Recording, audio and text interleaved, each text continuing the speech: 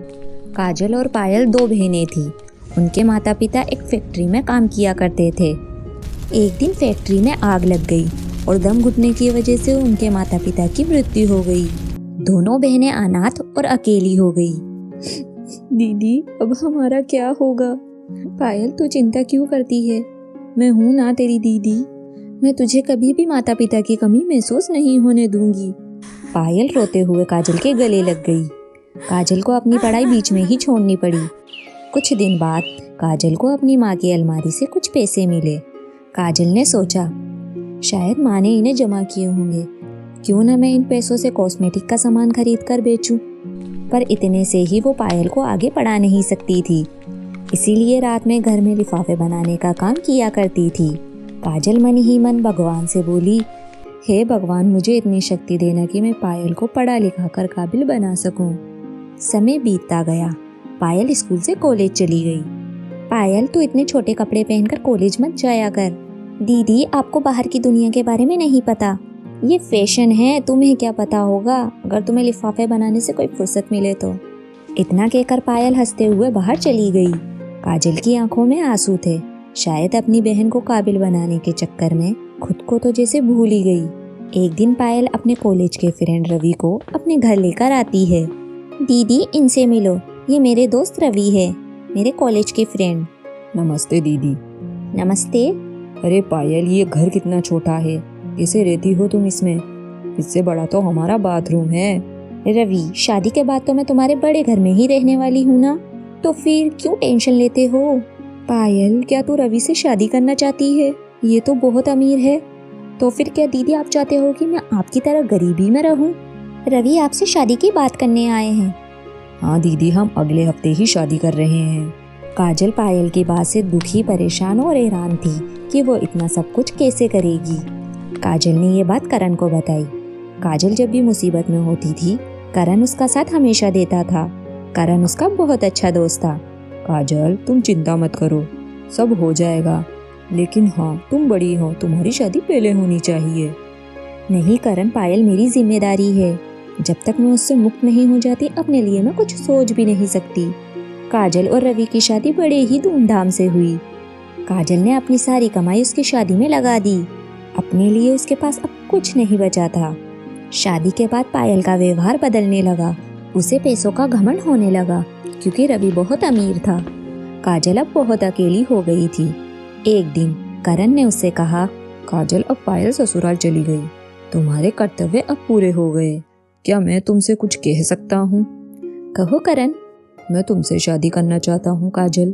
क्या तुम मेरी पत्नी बनना पसंद करोगी? काजल ने हाँ कर दी। शादी करने के बाद दोनों खुशहाल जीवन जीने लगे। करण गरीब था। वो एक प्राइवेट कंपनी में काम करता था।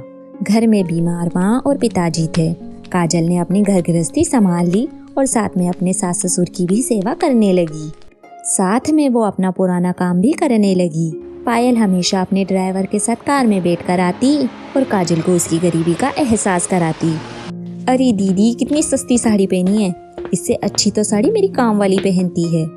कोई बात नहीं पायल, इंसान की पहचान तो उसके दिल से होती है, कपड़ों से नहीं। बैठो पायल, मैं तुम्हारे लिए कुछ चाय नाश्ता लेकर आती हूँ। अरे नहीं दीदी, मैं चाय नहीं कॉफी पीती हूँ। अच्छा दीदी, अब मैं चलती हूँ। तुम्हें याद है ना, कल मेरा जन्मदिन है। रवि ने पार्टी रखी है, बड़े बड़े लोग आएंगे। आपको और जीजा जी को दोनों को आना है। और हाँ प्लीज दीदी, ढंग के कपड़े पहन कर आना। पायल के जाने के बाद काजल बाजार गई और उसके लिए साड़ी लाई। काजल और करण दोनों उसके घर गए और पायल को उसका तोहफा दिया। पायल ने जब साड़ी देखी तो उसे बहुत गुस्सा आया। ये क्या लाई हो दीदी, हमारी हैसियत देकर कुछ ढंग का गिफ्ट तो लाई होती। मैं किसको क्या जवाब दूंगी कि मेरी दीदी कितनी घटिया साड़ी लेकर आई है। फिर पायल ने उस साड़ी को कूड़ेदान में फेंक दिया। काजल रोती हुई वापस अपने घर आ गई। करण ने उसे बहुत समझाया।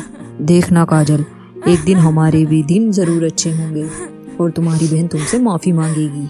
कुछ समय बाद काजल ने एक बेटी को जन्म दिया, लेकिन करण ने उसको अपने घर जाने के लिए मना कर दिया।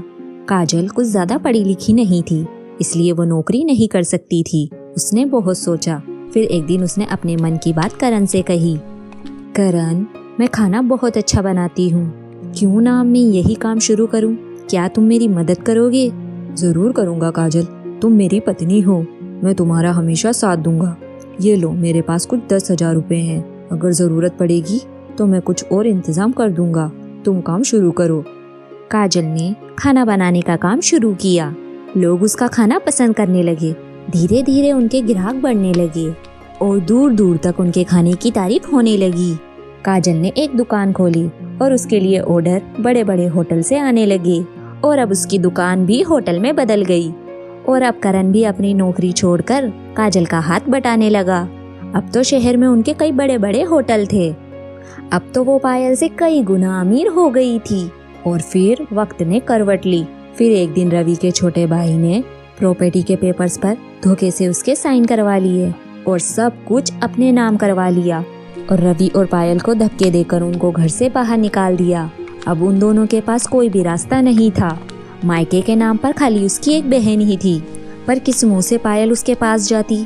कुछ दिन तो वो लोग किराए पर रहे, लेकिन वहाँ भी किराया ना देने के कारण उन्हें निकाल दिया गया। 2 दिन उन्होंने मंदिर की सीढ़ियों पर गुजारे। भूखा होने के कारण उनकी बेटी की तबीयत ज्यादा खराब होने लगी। पायल अपनी बेटी को गोद में लेकर रो रही थी। तभी एक चमचमाती कार उसके सामने आकर रुक गई। उस गाड़ी में से काजल उतरी। पायल काजल को देखकर दंग रह गई। काजल ने पायल को देखा तो वो यकीन नहीं कर पाई और वो पायल से बोली, पायल तूने ये क्या हालत बना रखी है और तू यहाँ क्या कर रही है और ये गुड़िया क्यों रो रही है? रवि कहाँ है? इतने दिनों से तुम्हारा कुछ अता पता नहीं। दीदी, रवि गुड़िया के लिए दूध लेने गए हैं। इसकी तबीयत बहुत खराब है। रवि के भाई ने हमसे सब कुछ छीन लिया। हम गरीब हो गए, हम सड़क पर आ गए। मैं हमेशा तुम्हारी गरीबी को लेकर तुम्हारी बेइज्जती करती रही। शायद ये उसी का ही नतीजा है। तुमने मेरी खुशी के लिए अपना भविष्य सब कुछ खत्म कर दिया और मैं दौलत के नशे में ये भूल गई थी। जो कुछ भी थी दीदी, तुम्हारी वजह से ही थी। पायल की आंखों में से आंसू बह रहे थे। पायल, अभी ये बातें करने का समय नहीं है, चलो जल्दी गाड़ी में बैठो। गुड़िया को तो बहुत तेज बुखार है। रवि तुम भी आ गए, चलो चलो गुड़िया को जल्दी से अस्पताल लेकर चलते हैं। सही समय पर गुड़िया को दवाई मिलने से गुड़िया जल्दी से ठीक हो गई। रवि, पायल अब तुम हमारे साथ ही रहोगे। मैं नौकर से कहकर तुम्हारे रहने का बंदोबस्त करा देती हूँ। दीदी मुझे माफ कर दो। भगवान ने मेरी अमीरी का घमंड तोड़ दिया है। मैंने तुझे माँ की तरह पाला है। मैं तुझे कभी भी तकलीफ में नहीं देख सकती। अब हम सब साथ में रहेंगे। क्यों करण?